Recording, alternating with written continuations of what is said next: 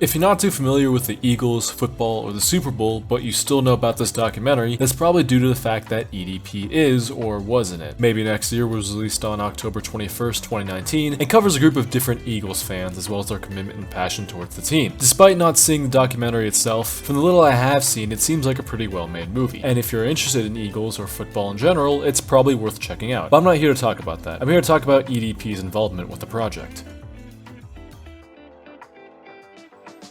Having someone like EDP in the documentary would normally make it feel a lot more inviting due to his, at the time, pretty large fan base. I would imagine that when it first initially came out, which was before the cupcake incident, people who were not too interested in football or the Eagles still probably had some sort of interest in this movie because, well, EDP was in it. Way more so than they normally would have had he not been in it. And typically, I like the idea of a celebrity with that kind of internet status appearing in more serious types of media, or just more documentaries in general, but the man just had to do the things he did. Instead of going to get any sort of psychiatric help or therapy for the issue, he decided to instead pursue it like so. FYI, I'm assuming you're already familiar enough with EDP. After the incident came to light, supposedly the documentary was recut to no longer feature him, which is perfectly reasonable, and renamed to Maybe This Year. Even the poster was changed to accommodate it as such. EDP on the surface looked like a perfect fit for the movie because had he been innocent, he would have been. The film features down-to-earth Eagles fans, so this would have been the perfect opportunity. And looking at his scenes, which have all been uploaded to YouTube, there's a part here that I'm sure many people can find relatable. Not having a girlfriend.